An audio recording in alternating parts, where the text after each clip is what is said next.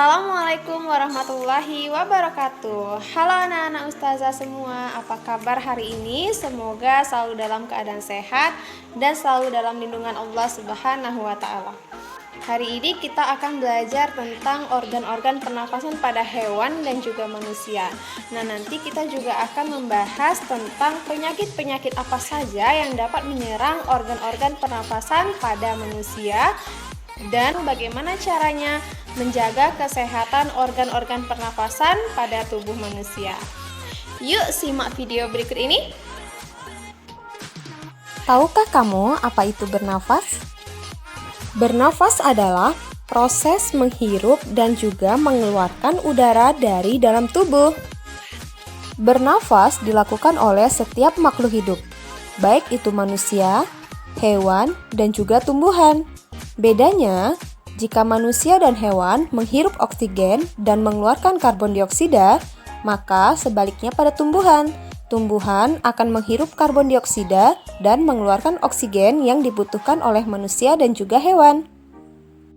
Nah, hari ini kita akan membahas organ-organ pernafasan pada hewan dan juga manusia. Hewan memiliki organ pernafasan yang berbeda-beda loh. Ayo kita simak penjelasan berikut ini. Yang pertama adalah cacing. Cacing bernafas menggunakan kulit. Kulit pada cacing memiliki pori-pori sebagai tempat pertukaran udara.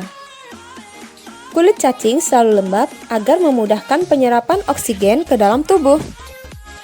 Pernahkah kamu mendengar bahwa cacing bila ditaburi atau disiram dengan air garam, maka cacing akan mati? Ini dikarenakan jika cacing terkena dengan air garam, maka kulit cacing akan kering, sehingga mereka akan keluar dari tanah dan mencari tempat yang lebih lembab. Jika lama-kelamaan tidak mendapatkan tempat yang lembab, maka cacing akan mati. Yang kedua adalah serangga atau insekta. Serangga bernafas dengan trakea. Trakea ini terhubung dengan spirakel, yaitu lipatan-lipatan yang ada pada serangga. Fungsinya adalah sebagai tempat masuknya udara ke trakea. Ketiga, ikan atau fishes. Ikan bernafas dengan insang. Insang terletak di belakang rongga mulut kedua sisi kepala ikan. Insang dilindungi oleh selaput atau yang disebut dengan tutup insang. Eits, tapi apa iya ada udara di dalam air? Tentu saja, ikan mendapatkan oksigen dari dalam air. Yang keempat adalah reptil atau hewan melata. Contoh dari hewan reptil ini seperti ular, kadal, cicak, dan juga buaya. Reptil bernafas dengan paru-paru. Organ pernafasannya mirip dengan organ pernafasan pada manusia.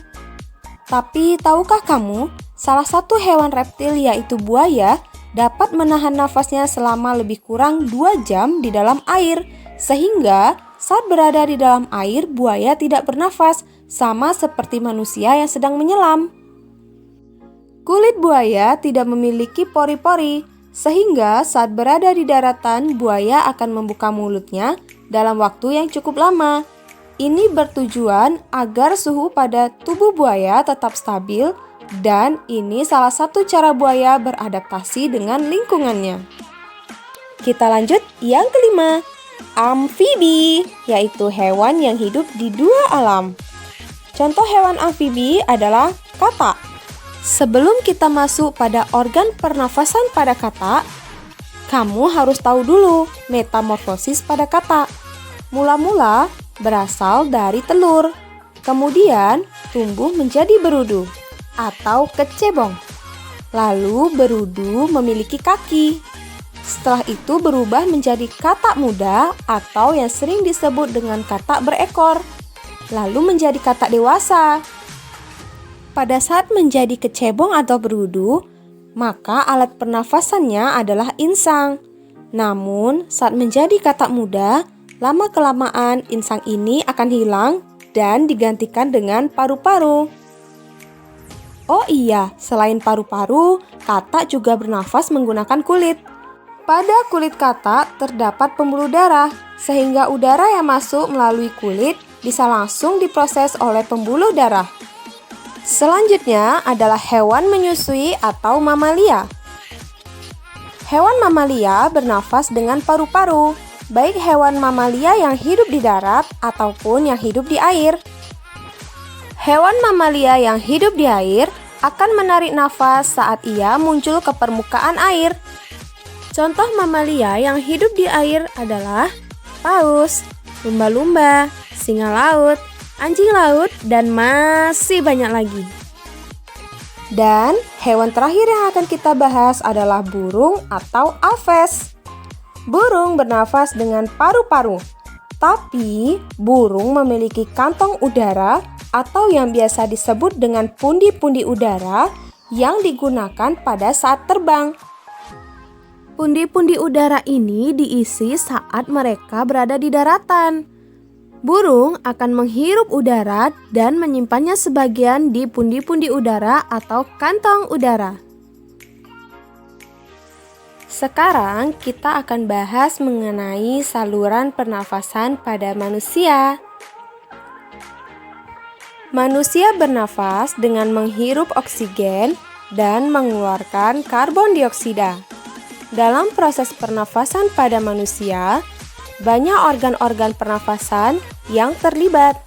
Di antaranya hidung, faring, laring, trakea, bronkus, bronkeolus, dan alveolus.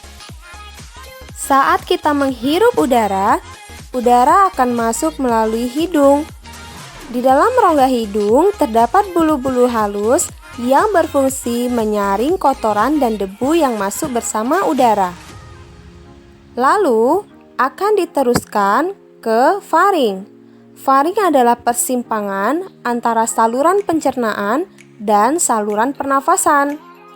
Saat kita menghirup udara, maka saluran pencernaan pada faring akan tertutup. Begitu juga saat kita menelan makanan, saluran pernafasan pada faring akan tertutup. Udara akan dilanjutkan ke laring. Laring disebut juga dengan tekak. Laring berada di belakang faring. Laring terdiri dari 9 susunan tulang rawan yang berbentuk kotak. Selanjutnya akan diteruskan ke trakea. Di dalam trakea terdapat jaringan yang disebut silia. Jaringan silia ini dapat bergerak dan mendorong debu-debu keluar. Lalu udara masuk ke bronkus.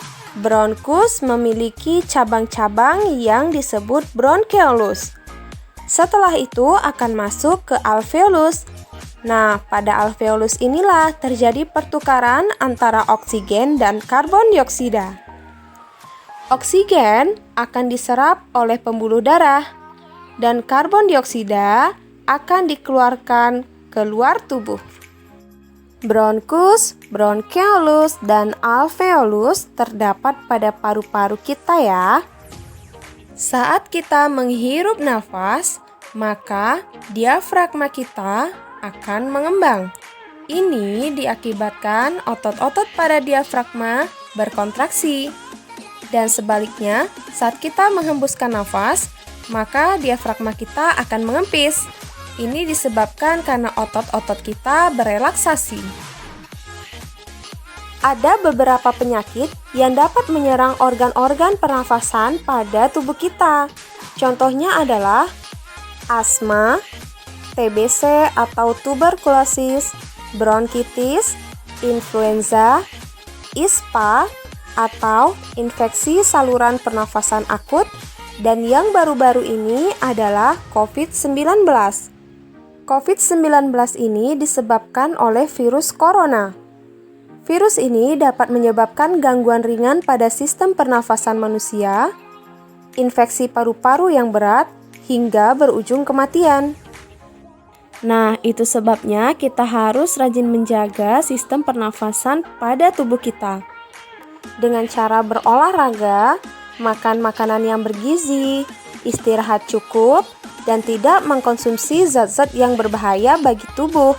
Contohnya, merokok dan juga alkohol.